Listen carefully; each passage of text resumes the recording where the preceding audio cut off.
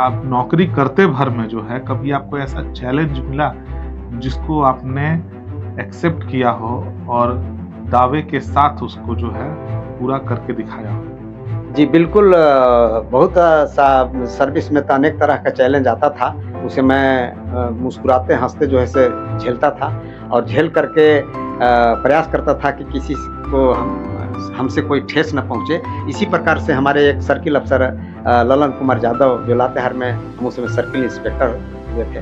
तो उसमें जो है से वो पूछे एक प्रश्न सदा ऐसे ही पूछे गप-सप के दरमियान, "क्या सीआई साहब, अच्छा ये बताइए आप कि आप जब सेवानिवृत्त करेंगे सीआई से, तो ये बताइए क्या करेंगे?" तो हम बोले कि सर सेवानिवृत्त ज़रूर करेंगे लेकिन सीआई से नहीं करेंगे, मैं सीओ होकर के सेवानिवृत्त करूँगा।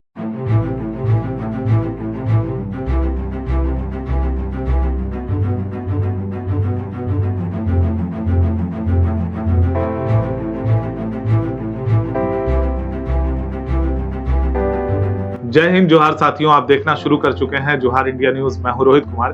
साथियों, इस वक्त मैं पलामू प्रमंडल के अंतर्गत बरवाडी प्रखंड में कुटमू टोला मेदिनीपुर में उपस्थित हूं।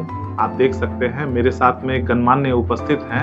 इनका नाम योगेश्वर सिंह है और योगेश्वर सिंह जी के बारे में यदि मैं आपको बताना चाहूँ तो वर्ष 2022 में ये अंचल अधिकारी के पद से सेवानिवृत्त हुए हैं और सेवानिवृत्त होने के बाद ये अपने गांव वापस आए और अपने गांव में सुकून की जिंदगी गुजर बसर कर रहे हैं। आइए इनसे बात करेंगे और समझेंगे कि अभी के वक्त में ये किस तरह से अपने वक्त को बिता पा रहे हैं, क्योंकि जब आदमी काम कर रहा होता है तो फिर उसका ध्यान सिर्फ काम पे रहता है।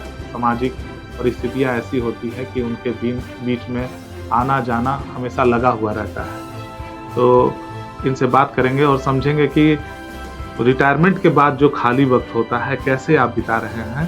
तो योगेश्वर जी, आपका स्वागत है जोहार इंडिया न्यूज में। बहुत-बहुत धन्यवाद रोहित जी। योगेश्वर जी, हमें ये बताइए कि आपने जो है एक लंबा समय जो है नौकरी में दिया है और नौकरी करते हुए समाज में अपना एक अलग स्थान बनाया है। जब आप रिटायरमेंट हुए उसके बाद में काफी समय बीता होगा घर में बैठे हुए, तो इस खाली वक्त में आप क्या करते हैं? जी, खाली समय में मैं अध्ययन करता हूँ, जो किसी भी तरह का बुक्स है जो समाज को आगे बढ़ाए या मतलब धर्म से संबंधित ज्ञान वर्धन हो, आगे बढ़ने और बढ़ाने के लिए, तो उसी से संबंधित मैं घर में बैठ कर के अध्ययन करते रहता हूँ, पढ़ता-लिखता रहता हूँ, ताकि फिर जो भी ज्ञान प्राप्त किए हैं, वो लुप्त ना हो जाए। तो खाली समय में आप जो है अध्ययन करते हैं और परिवार में कौन-कौन से लोग हैं जो आपका सहयोग करते हैं?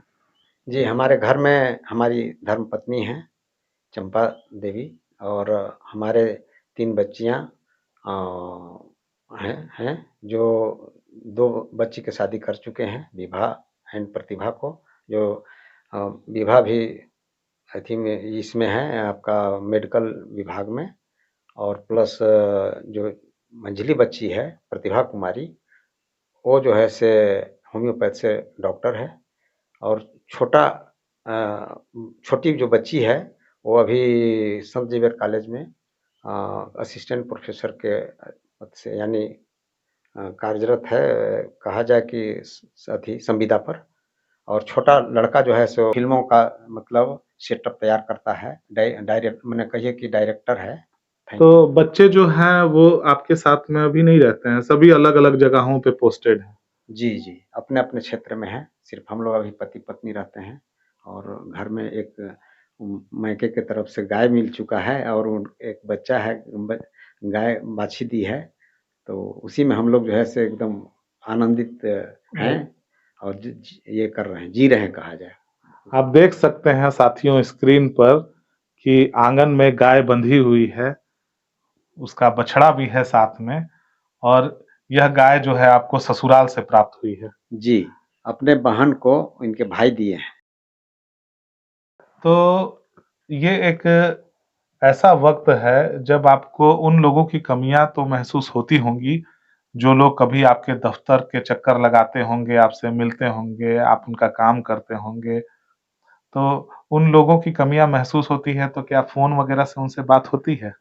बिल्कुल, कुछ लोग जिन्हें समस्याएँ आती है, तो चूँकि जानते हैं कि सीओ साहब पहले से भी राय लोग लेते थे हमसे, तो हम बिल्कुल सही और सपाट रूप से उसको सलाह देते थे कि ऐसे करने से ऐसे होगा, इस तरह से, तो उसे संतुष्ट कर देते हैं। अभी भी फ़ोन आते-जाते रहता है, तो हमें अन्यथा नहीं महसूस होता चूँकि उस क्षेत्र में रेवेन्यू के विभाग में मैं रह चुका हूँ, तो रेवेन्यू विभाग में रहने के बाद भी हमें ज्ञान जितना है, उसको जो है से सदुपयोग करता हूँ। तो मुझे ये बताइए योगेश्वर जी, जब आप स्ट्रगल कर रहे थे, उस समय आपके परिवार की सामाजिक और आर्थिक स्थिति कैसी थी?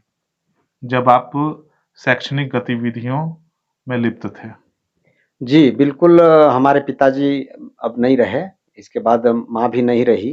जी। पिताजी हमारे कारपेंटर का काम करते थे, गृहस्थी का भी काम करते थे जी। और उसी से जीवन पालन करते थे, पढ़ाई-लिखाई भी कराते थे। बहुत कहा जाए कि बहुत कष्ट से पैसे का व्यवस्था करते थे, तो हमें लगता था कि अगर इतना ही मेहनत करके हमें पढ़ा रहे हैं, तो जी। हमें क्या करना चाहिए?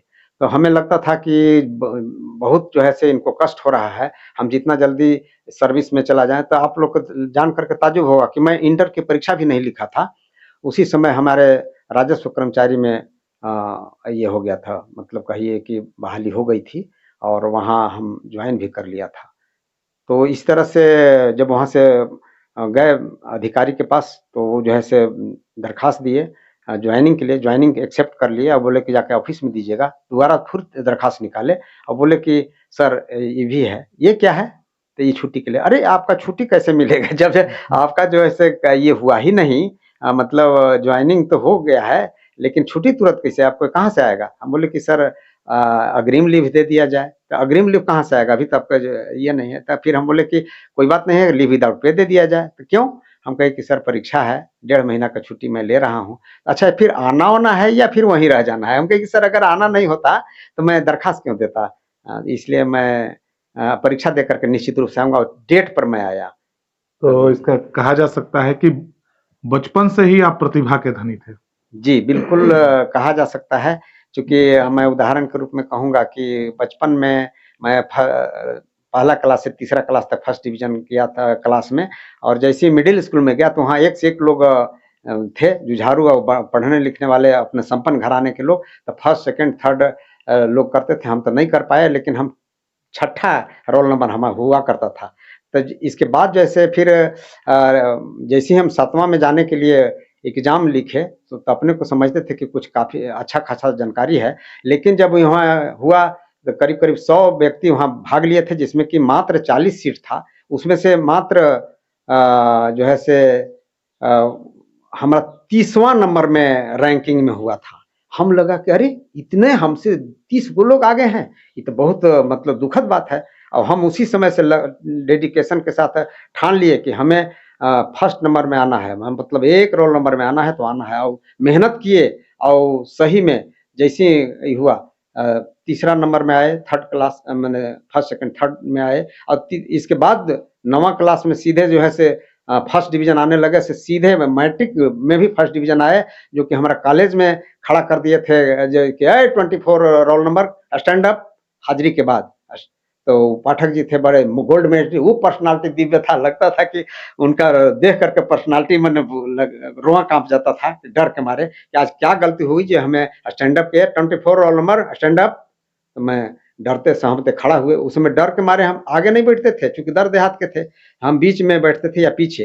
तो जैसे ही खड़ा हुए ना तो हाइट भी हमारा छोटा था, तो देखो देख रहे हैं ना उनका हाइट देख रहे हैं कितना है, कैसे है? अभी तक जो है से इनका बताइए कि देख रहे हैं चेहरा, हम तो देख कर के डर लगे कि गलती तो मैं किया नहीं हूँ, लेकिन फिर भी डर लगता था कि कुछ गलती हो गई है क्या? कोई कंप्लेन कर दिया है क्या? तो हम सोचने लगे कि आखिर क्या कहना चाह रहे हैं, भौचक्क रह रहे थे। फिर भी वो कहे कि देख रहे हैं सब देख लिए लोग पीछे वाले तो देख रहे थे, लेकिन आगे वाले जो बैठे थे मुड़-मुड़ कर कैसे देख रहे थे हमें कि देख रहे हैं? तो कहें कि हाँ सर देख रहे हैं, देख रहे हैं। तो कहें कि यही वह लड़का है जो इंग्लिश में भी हाईएस्ट नंबर लाया है पूरे कॉलेज में और आपका जो है से हिंदी लिटरेचर में भी हाईएस्ट नंबर लाया है। तो बहुत हमरा गदगद हुआ।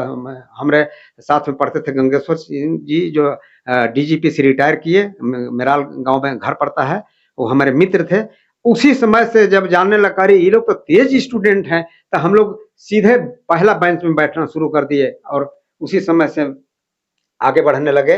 और फिर कहिए कि छुट्टी भी लिए और इंटर किए। इंटर के बाद जो है से परीक्षा दे करके फिर जो है से ग्रेजुएशन करने के लिए सीधे सीधे जो है से कहिए कि प्राइवेट रूप से, चूंकि उस समय सरकार से चूंकि हम जॉब में जा चुके थे, राजस्व उप निरीक्षक में कहिए अभी के डेट में, अभी राजस्व कर्मचारी उस समय बोला जाता था। तो उसी समय हमने ठान लिए कि नहीं, हमें ग्रेजुएशन करना है तो करना है, और डिपार्टमेंटल पर परीक्षा मतलब परमिशन सरकार से लेकर के, और परमिशन मिला और इसके बाद परीक्षा दिए। तो हम जब पढ़ते थे तो हमारे एगो भगत जी थे राजस्व कर्मचारी, कहते कहाँ पढ़ते हो जी, झुकते हो लालटेन जला करके, तो क्या पढ़ते हो, से क्या क्या विषय रखा, हम कहे इंग्लिश है और हिंदी है और पॉलिटिकल साइंस। ये जो कॉलेज हम लोग भी किए हैं, कॉलेज करने वाला जब ये सब इतना दोनों लिटरेचर लेकर के नहीं आगे बढ़ सकता है, तो आप तो जो है से अति से मैंने दे रहे हैं, प्राइवेट से कहिए। तो कहें कि कोई बात नहीं, अब जो होना था से तो हो गया, पहले हम जो हमको अच्छा लगा हुआ, और सही में रिजल्ट बहुत सा हमारे साथ में कॉलेज में थे, वो लोग जो है से बहुत सा कोई थर्ड किए, कोई फेल किए, कोई कुछ किए, लेकिन हमारा उस समय भी सेकंड डिवीजन आया। हम बहुत गौरवान्वित हुए और उसी समय से ठान लिए कि हम लोग को अपना संघ में बनाना है, कि हमें, हमारा शुरू से विजन था, मिशन था कि हमें राजपत्रित पदाधिकारी होना है तो होना है। तो उसी समय से लग गए और पूरा यूनियन बनाने लगे कि जैसे राजस्व आपका जो है से कहा जाए कि पुलिस विभाग में अगर सिपाही से अधिकारी बन सकता है, उसी प्रकार से गार्ड से यदि बन सकता है आपका जो है से अधिकारी वन विभाग में, तो हमारा राजस्व विभाग में क्यों नहीं बन सकता। हम लोग यूनियन बनाए और बिल्कुल यूनियन बना करके पोर्टल पर लाए, पूरा जो है से मेहनत किए, जितना भी अपनी बातों को रखना हुआ रखे, और इसके बाद जो है से हम लोग ये किए। तो आज के डेट में कहा जाए यूनियन बना करके हम लोग पैनल पर कर दिए कि एक राजस्व उप निरीक्षक यानी राजस्व कर्मचारी भी, कर्मचारी से सीआई, सीआई से जिला कानून से सीओ से डीसी एसडीओ से लेके एसी तक जा सकता है, बशर्ते उसका उम्र होना चाहिए, उसमें क्वालिफिकेशन होना चाहिए। तो योगेश्वर जी, आपके परिवार में कितने भाई बहन होते हैं? जी, हम लोग 3 भाई होते हैं, बड़े बिगू सिंह व्यास जी, और हमारा नाम योगेश्वर सिंह, और कन्हई हमारा छोटा भाई, और 3 बहन। बड़ी बहन केरगाड़ी में शादी हुआ है, और मंझली बहन फुलवरिया, जो कहा जाए कि पलामू किला के बगल में है। और छोटी जो हम बहन थी, यानी हमसे बड़ी थी 1 साल के, तो वो जो है से बीमार हालत हुई और सही सलामत मतलब फिर एक डेथ कर गई, स्वर्गवास कर गई। उनका देहांत हो गया। जी। तो मैं ये जानना चाह रहा था कि जब आप पढ़ाई के ही दौरान जो है आपने नौकरी ले लिया, तो परिवार में तो बड़ा खुशी का माहौल होगा, बड़ा ही लोग गर्व कर रहे होंगे आप पर। जी, गर्व तो होना ही चाहिए, क्योंकि एक कहा जाए कि मतलब बिल्कुल ग्रास रूट से हम उस पौधान पर जाने का प्रयास किए और हुए भी। जो मेरा लक्ष्य था, जो टारगेट था, जो अपना लक्ष्य रखे थे, वो पूरा ऊपर वाले कराए, हमारा समाज कराया, हमारे परिवार के लोग कराए, तो गर्व की तो बात है ज़रूर, निश्चित रूप से। हमें ये बताइए कि आप नौकरी करते भर में जो है कभी आपको ऐसा चैलेंज मिला जिसको आपने एक्सेप्ट किया हो और दावे के साथ उसको जो है पूरा करके दिखाया हो? जी, बिल्कुल। बहुत सा सर्विस में तो अनेक तरह का चैलेंज आता था, उसे मैं मुस्कुराते हँसते जो है से झेलता था, और झेल करके प्रयास करता था कि किसी को हमसे कोई ठेस न पहुँचे। इसी प्रकार से हमारे एक सर्किल अफ़सर ललन कुमार यादव, जो लातेहार में हम उस समय सर्किल इंस्पेक्टर हुए थे, तो उसमें जो है से वो पूछ दिए एक प्रश्न, सदा ऐसे ही पूछे गप-सप के दरमियान, "क्या सीआई साहब, अच्छा ये बताइए आप कि आप जब सेवानिवृत्त करेंगे सीआई से, तो ये बताइए क्या करेंगे?" तो हम बोले कि सर, सेवानिवृत्त जरूर करेंगे, लेकिन सीआई से नहीं करेंगे, मैं सीओ होकर के सेवानिवृत्त करूंगा। अब वो जो है कहेंगे कि ये भूतो न भविष्यति, कहाँ है आप, ये कौन चक्कर में पड़े हैं। ये कभी होता है, वो बिल्कुल कमीशन का चीज है। जेपीएससी बीपीएससी से लोग कंप्लीट करते हैं, वो आप जो है कह रहे हैं इसे, हम कह के करके मैं दिखलाऊंगा सर, और जिस दिन हो जाऊंगा उसमें मैं जरूर फोन करूंगा आपको, जहां भी रहेंगे नंबर हमारा सेव रहेगा आपका। तो हुआ भी, और उनको फोन भी किए, बहुत खुश हुए, गदगद हुए, कहें कि वाह वाह सीआई साहब, आप योगेश्वर जी बहुत वाकई में चैलेंज को जो है एक्सेप्ट किए, और हम बन करके आप दिखला दिए। थैंक यू, बहुत बहुत धन्यवाद। बोलो। तो ये तो बहुत बड़ी बात हुई कि एक पदाधिकारी जो है आपको चैलेंज करता है और आप उसको जो है हंसते-हंसते उसको स्वीकार करते हैं, और स्वीकार ही नहीं करते हैं बल्कि उसको पूरा करके दिखाते हैं। जी, बहुत बिल्कुल कोशिश करते हैं कि जहाँ भी इसी प्रकार से हम लोग को जब सेवानिवृत्त हुए, तो हमारे अजय सिंह जी जो हैं, अभी पलामू से आपको विधायक के लिए खड़ा हुए थे आज़ाद पार्टी से, तो वो जो है बोले कि हम लोग का कल्चर का प्रोग्राम हो रहा है, सीओ साहब आपको चलना ज़रूरी है। हम कहे हम जाके क्या करेंगे? नहीं, नहीं, आपका टीम जो है व्यास जी हैं, बढ़िया गाते-बजाते हैं, आप लोग तीनों भाई हम लोग सब जानते हैं, ऐसे-वैसे मानर नगेड़ा वगैरह। हम कहे कि देखिए है तो, लेकिन कैसे ज तो नहीं, नहीं, उसके लिए चिंता नहीं करना है, चलना है तो चलना है बस। और हम लोग देख लिए हैं कि, तो हम लोग गए भी, तो वहाँ जो है जानते हैं, बड़ा-बड़ा नगेड़ा देखे ना, कि एक नगेड़ा में 7 आदमी सो सकता है। देख करके तो हम लोग को माने हवा गुम हो गया कि अरे बाबा रे! इतना बड़ा चीज़ में हम लोग कैसे जो है फेस करेंगे। अब यहाँ 32 जाति होता है आदिवासी में, अनुसूचित जनजाति में 32 जाति होता है, जिसमें कि मैं चेरो में आता हूँ। तो वहाँ 2 जाति अवेलेबल नहीं हो पाता था, चेरो और गोंड। तो गोंड जो है चेरो नहीं होता था, तो हम लोग के कहने आया था कि चलना है तो चलना है। हम कहे ठीक है, तो चलना है। तब हम लोग को फिर चैलेंज आया, 1 सप्ताह का ट्रेनिंग-व्रेनिंग, एक-एक गीत संगीत गाने के लिए कहा जाता था। तो भैया कहते थे कि बट एक को क्यों गाएँगे जी? इतना कमज़ोर हम लोग हैं। जब-जब हम लोग को गाने के लिए कहेगा, ज जितना बार गवाएगा तब तो नया-नया गाएँगे। इसी बीच जो है वो बोले कि फिर अब रे मीटिंग वहाँ पर स्टेज पर गाना है, कॉम्पिटिशन चलेगा तो बत्सो जाति का। हम कहे कि वहाँ पर जो है रामायण, गीता, महाभारत, पुराण से गाइएगा ना, तो गाते रह जाइएगा और कुछ नहीं होगा। तो कैसे होगा? क्या करना होगा? हम कहे बस वहाँ कल्चर से संबंधित गाइए, अनुसूचित जनजाति का जो कल्चर होता है उस पर गाइए। और तो हम लोग जो है गाए थे कि मतलब आदिवासी कल्चर के भीड़ लागल बा, चला देखे गोइया। आदिवासी कल्चर के भीड़ लागल बा, चला देखे गोइया। अब टाटा नगर में भीड़ लागल बा, चला देखे गोइया। करते हुए गाते, नचाते, बजाते, अब बिल्कुल जो है तहलका मचा दिए। उस समय हम लोग 31वां नंबर में पहुंचे थे, 32वां नंबर में। और सेकंड नंबर में से हम लोग को जो है फर्स्ट में जो है मुंडा जाति को मिला, और सेकंड में हम लोग को जो है उपस्थित किया गया था। तो ये हम लोग चैलेंज लेते हैं, उसको स्वीकार भी करके पूरा भी करने का प्रयास करते थे। वाह! और कोई गीत जो हमारे दर्शकों को आप सुनाना चाहेंगे? बिल्कुल सुनाना चाहेंगे। जैसे बचपन में हमारे पिताजी भी ढोलक झाल के प्रेमी थे ना, और मांदर वगैरह के भी उसी माहौल में भैया भी हैं, जो बिल्कुल ब्यास हैं, और मांदर नगेड़ा भी बजाते हैं। तो हम जो है बचपन की याद है, बार-बार आती है मुझको मधुर याद बचपन तेरी, गया ले गया जीवन की सबसे मस्त खुशी मेरी। ऐसा लगता है, लेकिन अभी भी मैं चूँकि स्पिरिचुअल से लगा हुआ रहता हूँ, जुड़ा हुआ हूँ। रामाश्रम सत्संग से बिल्कुल टैग हूँ। ओम शांति जो है आपका प्रजापिता ब्रह्मा कुमारी ईश्वरीय विश्वविद्यालय में भी जा करके ज्ञान अर्जन करता हूँ, तो वहाँ भी सुकून मिलता है। और मैं शिव का कहिए कि राम भगवान तो है ही हैं, सब कुछ हैं, जो भी हैं, देवी-देवता सब कुछ।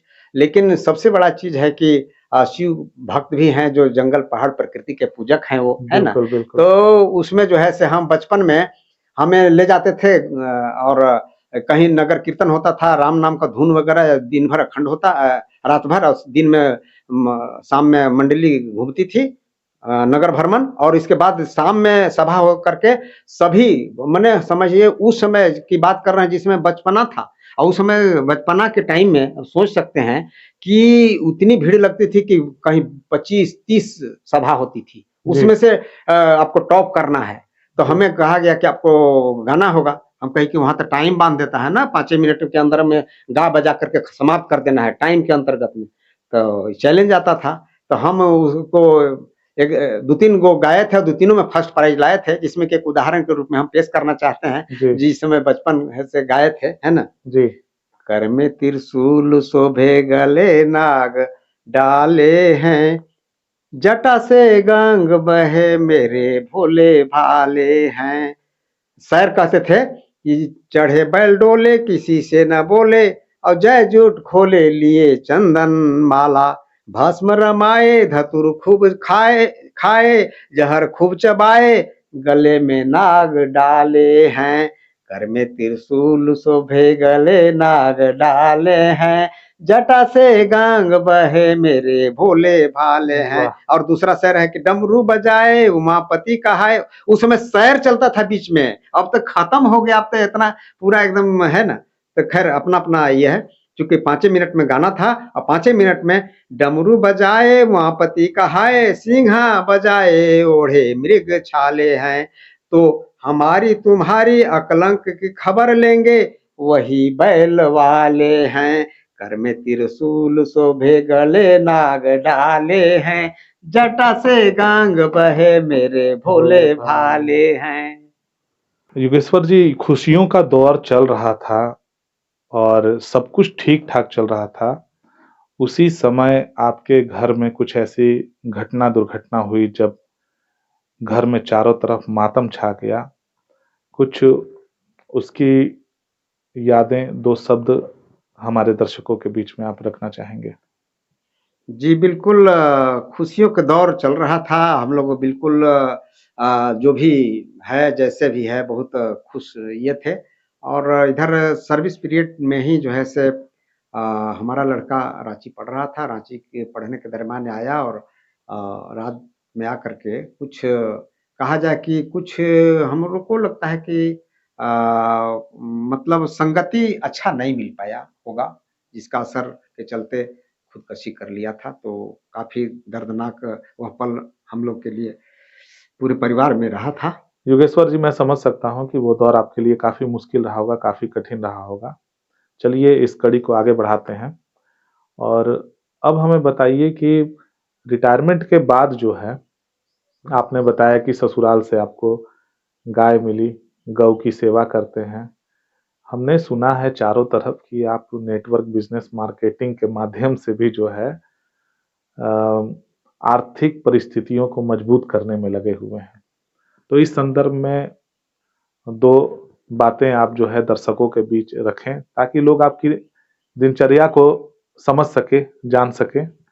जी, बिल्कुल बहुत-बहुत धन्यवाद। आपने बिल्कुल असली पार्ट को छूने का प्रयास किया है। जी, थैंक यू आपको। जी बिल्कुल। चूँकि देखिए, जीवन में पैसा सब कुछ तो नहीं है, जी, कहता है भगवान नहीं है, जी, लेकिन जब आवश्यकता पड़ता है तो लगता है कि भगवान से कम नहीं है, चूँकि पैसे के बिना कुछ किया नहीं जा सकता है। तो बिल्कुल। मैं सेवानिवृत्ति के पश्चात मेरा कहा जाए आधा लाख से ऊपर तो पेमेंट मिलता है सेवानिवृत्ति। जी, वो उसके जीने खाने के लिए या खुश रहने के लिए काफ़ी है। जी, लेकिन ये हम खुश रहें और हमारा समाज बिल्कुल मने कहा दुर्दिन से गुज़रे, चाहे कोई तो अच्छा नहीं लगता। इसके लिए मैं सोच लिया है कि सोच लिया हूँ कि मुझे कुछ जीवन में करना है तो करना है। जी, उसके लिए एक अच्छा खासा, ऐसे तो शुरू से अर्निंग पार्ट हमें मजबूत की ओर ले जाने के लिए हम प्रेरित रखते हैं कि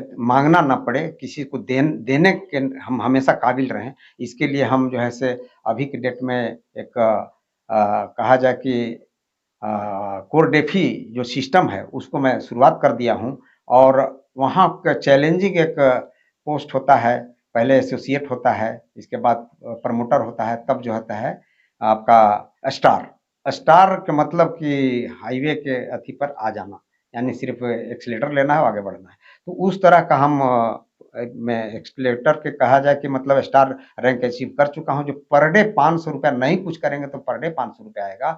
जितना अमाउंट डाले हैं उसमें डबल करके देगा। और प्लस जो है से अ अगर मान लीजिए कुछ लोगों को बता देते हैं या कर देते हैं, यानी वो भी लोग और लोग जिनको हम बताते हैं वो करने लगते हैं, तो उनको भी इसी तरह से होगा। इसी तरह से बहुत सा रैंक है, सिल्वर है जो डेढ़ लाख रुपए महीना के आस-पास होता है।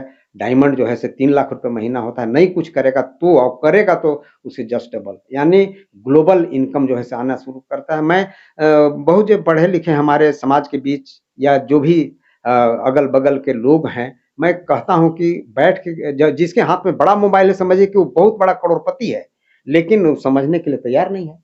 करोड़पति कहेगा जब ऐसा रहता तो कितने लोग के हाथ में बड़ा-बड़ा मोबाइल है। अरे बड़ा मोबाइल है तो उसके अनुसार बहुत कुछ है, मोबाइले से लोग बिगड़ता है, मोबाइले से बनता है और मोबाइल में आप सर्च करके देख सकते हैं कि कोल किस चिड़िया का नाम है और कहाँ से कहाँ चले जाएँगे। लेकिन उसके लिए ज़ूम पे आना आना होगा, सुनना होगा, समझना होगा, गूगल मीट में बताया जाता है। तो अगर उसको सुन-सुन करके भी जीवन में कहाँ से कहाँ निकल जाएँगे और कब डायमंड अचीव कर लेगा, कब सिल्वर अचीव कर लेगा, जो ब्लू डायमंड होता है क्राउन डायमंड लास्ट में होता है, जो कि 50,000 पर डे का उसका इनकम है। तो योगेश्वर जी, एक बात तो समझ में आई कि नौकरी करने के दौरान में कई सारे ऐसे पड़ाव आए, जब आपको ठोकरें भी लगी, आपके जीवन में कई सारी समस्याएँ भी आई। उसके बावजूद उन समस्याओं से लड़ते हुए आप खड़े हुए, संघर्ष किया और आगे बढ़े। अब जब चूँकि आप सेवानिवृत्त हैं, आपने बताया कि नेटवर्क मार्केटिंग के भी क्षेत्र में आप कार्य कर रहे हैं। तो उन लोगों के लिए आप क्या प्रेरणा देना चाहेंगे, जो लोग काफ़ी डिमोटिवेट रहते हैं, जो भविष्य में अपने जीवन में संघर्ष नहीं करना चाहते हैं और जीवन की छोटी-छोटी कठिनाइयों से वो अपने जीवन में हार मान लेते हैं, उन लोगों को क्या संदेश देना चाहेंगे?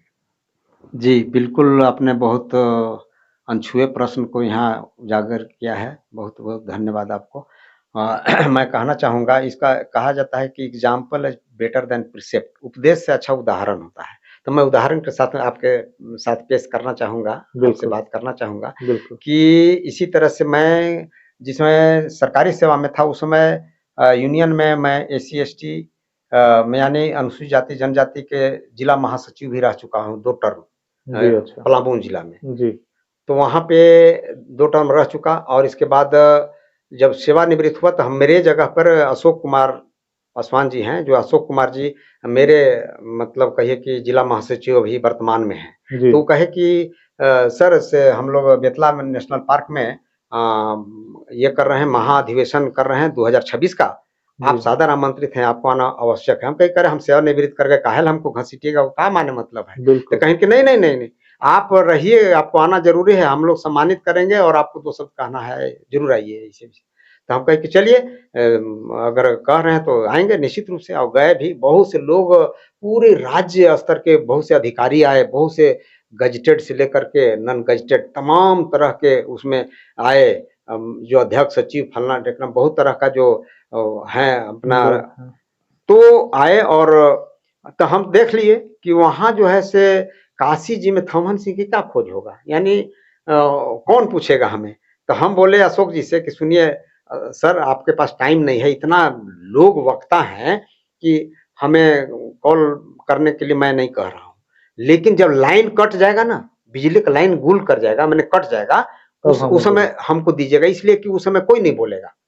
क्यों नहीं बोलेगा? चूँकि कहेगा ज वहाँ तो कोई दिखलाइए नहीं पड़ रहा है, तो के बोलेगा? हुँ, हमरा खाली माइकवा ऐसे धारा करिएगा दे दीजिएगा हमरा के हम लगता है कि माइक से बोल रहे हैं, लेकिन माइक से मैं बोल नहीं रहा हूँ। सिर्फ़ जो है से आवाज़ खाली हमारा उतना जाएगा।